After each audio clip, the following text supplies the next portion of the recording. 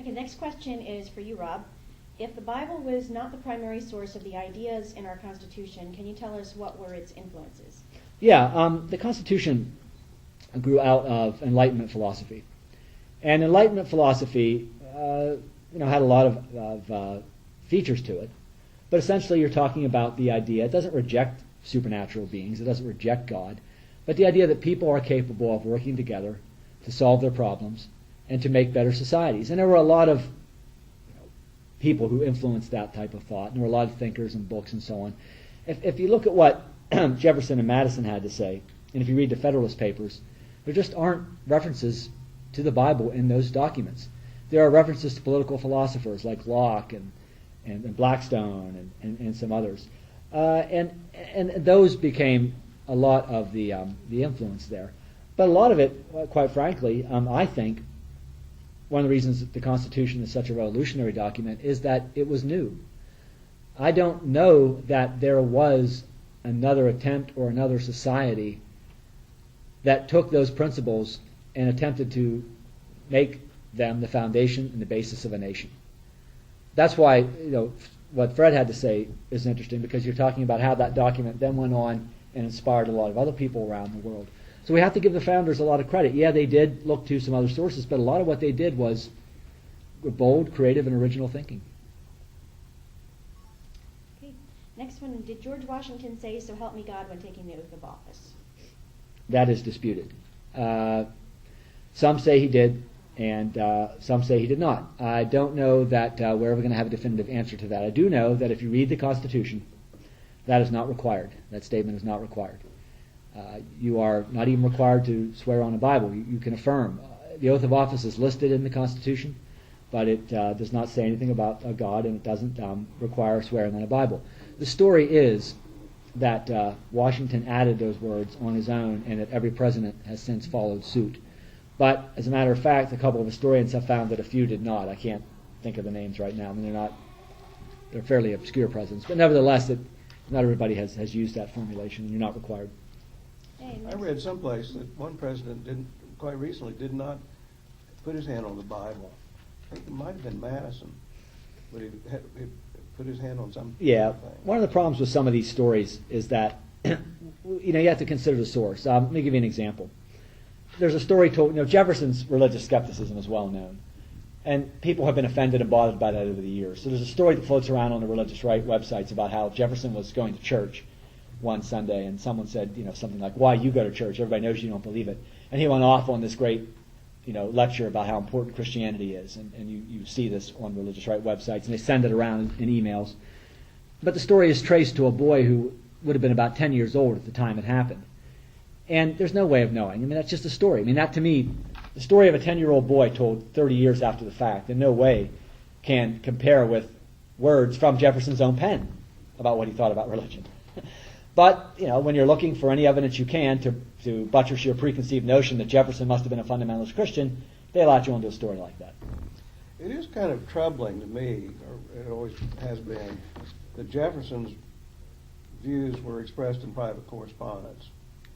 I mean, his most pungent views, and I think even that is kind of indicative of what the mood was in the country. Well, you can hold those views yourself, but if it's and that would be complicated why he did or why he didn't. But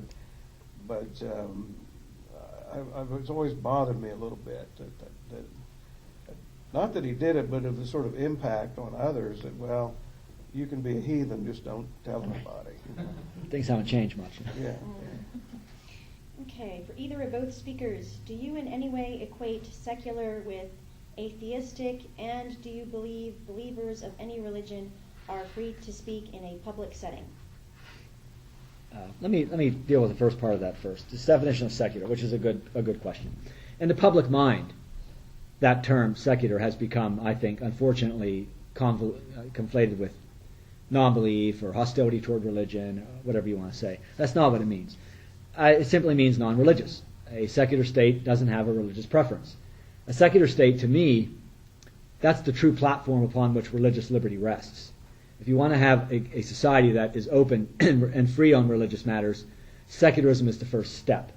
It's hard to have a truly free society where everybody's religious rights are respected if the government has some type of religious opinion itself. So secularism is in no way a bad thing. It is a very good thing, and I think everyone should support it as a legal principle, especially religious people. The second question was? Do you believe believers of any religion are free to speak in a public setting? Depends on the setting. Let me give you a couple of examples.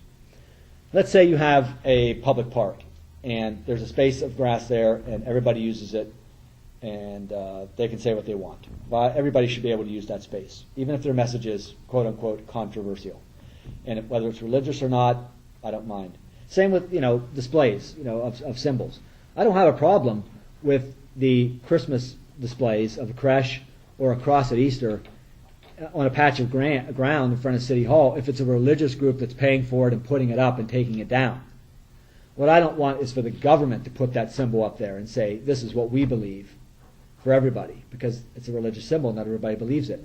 But if a Christian group is allowed to use that space one week, and then a Jewish group the next, and then an Islamic group the next, and a non-religious group the next, and everybody's paying for it themselves, and it's on their own dime, let them have at it. I don't have a problem with that. Same with speeches, if you've got a free speech zone.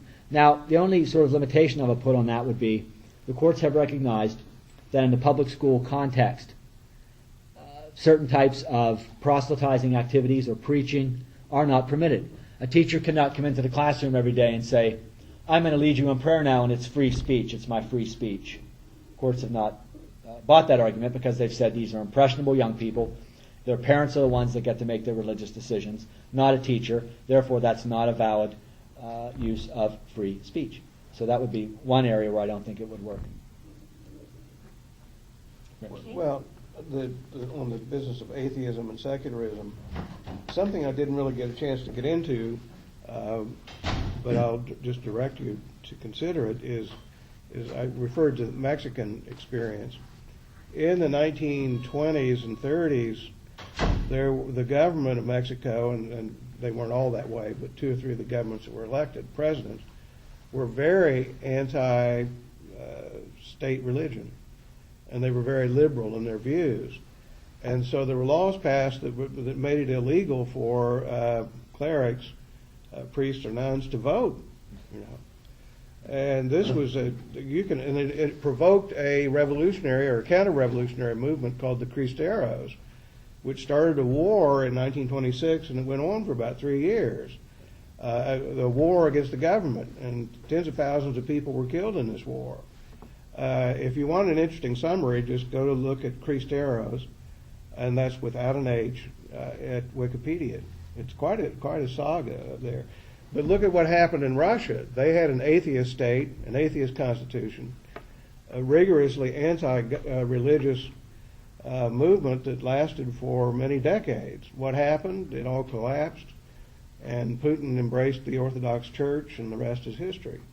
So the history of governmental suppression or sponsorship is not a very good one.